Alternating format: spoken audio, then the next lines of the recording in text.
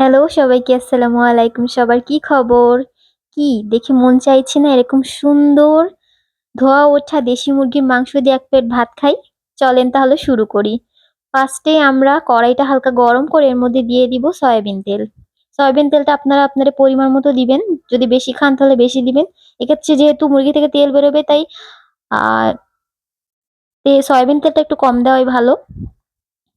যখন এটা গরম হয়ে যাবে তারপর আমরা অন্য জিনিসগুলো এড করব। এখানে আমরা নিয়েছি মিডিয়াম সাইজের একটা পেঁয়াজ কুচি, নিয়েছি ২ টা দারচিনি, নিয়েছি ৬-৭ টার মতো এলাচি, কিছুটা গোলমরিচ, ৫ টা শুকনা মরিচ এবং কিছুটা জিরা, কাঁচা জিরা নিয়েছি আমরা। তেলটা গরম হয়ে গিয়েছে। এখন আমরা এর মধ্যে এড করব পেঁয়াজ কুচি। এখানে আমি মিডিয়াম সাইজের একটা পেঁয়াজ নিয়েছি। এক্ষেত্রে আরেকটু পেঁয়াজ দরকার ছিল, সেটা আমি পরে দিব। ব্লেন্ড করা আছে পেঁয়াজটা আমার।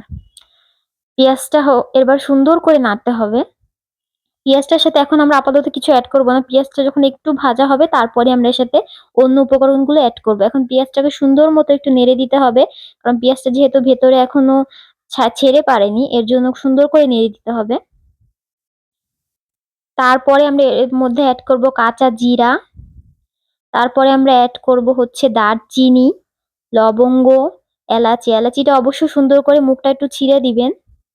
শুকনা মরিচটা আমরা এখন এড করব না, শুকনা মরিচটা পরে এড করব।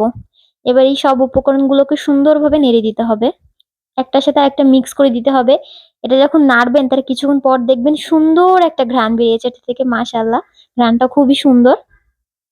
৫-৭ মিনিটের মতো নাড়তে হবে। এটাকে কিন্তু মোটেও ব্রাউন কালার বা বেরেস্তা করে ফেলা যাবে না। এটাকে মোটামুটি একটা ট্রান্সপারেন্ট পর্যায়ে যখন যাবে তখন এর মধ্যে আমরা দিয়ে দিব আদা রসুন বাটা আর পেঁয়াজ বাটা। এখানে আমি ২ টেবিল চামচ আদা, ২ টেবিল চামচ রসুন আর হচ্ছে একটা ছোট সাইজের পেঁয়াজ ব্লেন্ড করে নিয়েছি। পেঁয়াজ আমি ব্লেন্ড প্লাস কুচি ২ টা করেই ইউজ করি দেশি মুরগিতে, এতে টেস্টটা অনেক বেশি ভালো আসে। আপনারা চাইলে শুধু কুচি বা শুধু ব্লেন্ড করেও দিতে পারেন, এতে কোনো সমস্যা নেই। এরপর এই সবগুলোকে সুন্দরভাবে নেড়ে নিতে হবে। নেড়ে কিছুক্ষণ মতো এটাকে কষাতে হবে, যাতে মসলার কাঁচা গন্ধটা না থেকে যায়। তারপর এর মধ্যে দিয়ে দিতে হবে হলুদের গুঁড়া ১ চামচের মতো।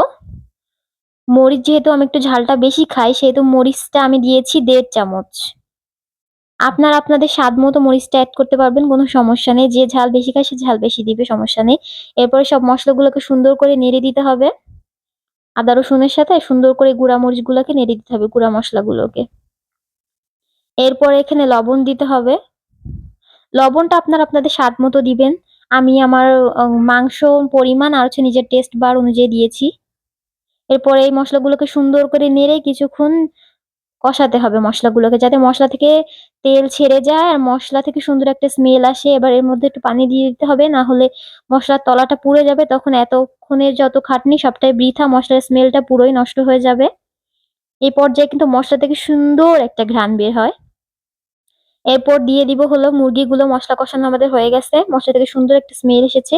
এরপরে আমরা দেশি মুরগির মাংসগুলো দিয়ে দিব। আমি একটু বড় করেই কেটেছি, আপনারা আপনাদের পছন্দ মতো সাইজ করে নিতে পারেন, কোনো সমস্যা নেই। মুরগিটা থেকে পানিটা একটু চেপে দিতে হবে, কারণ মুরগিটা এখন আমরা যখন কষাবো এর সাথে তখন এমনিতেই মুরগি থেকে অনেকটা পানি বের হবে। তো এখন আর এক্সট্রা কোনো পানি এড করার প্রয়োজন নেই। সুন্দর করে এবার মসলার সাথে মুরগিটাকে মিক্স করে নিতে হবে নেড়ে, যাতে কোনো মুরগিতে মসলা না লাগে এমন না হয়, সুন্দর করে নিয়ে নিতে হবে। এটাকে আবার আমরা কিছুক্ষণ পর্যন্ত এভাবেই কষাবো, কোনো পানি বা কিছু এড করব না এখানে। এটা থেকে অনেকটা পরিমাণে পানি ছাড়বে। দেখুন এটা থেকে কত পরিমাণে পানি ছেড়েছে। আমরা কিন্তু এখানে কোনো এক্সট্রা পানি এড করিনি। এরপরে এখানে আমাদের আরেকটা উপকরণ দিতে হবে, সেটা হলো শুকনা যে মরিচগুলো আমরা রেখেছিলাম আস্ত, ওটা দিয়ে দিতে হবে। আপনারা চাইলে মরিচগুলো ভেঙেও দিতে পারেন, কোনো সমস্যা নেই।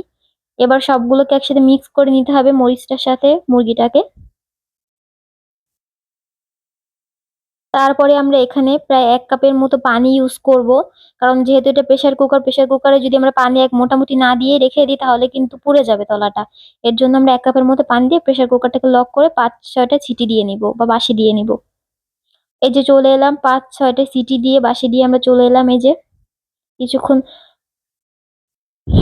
দেখুন মাংসের কালারটা কি সুন্দর এসেছে। আশা করা যায় আমাদের মাংসটা ইনশাআল্লাহ সিদ্ধ হয়ে গিয়েছে অনেকটাই।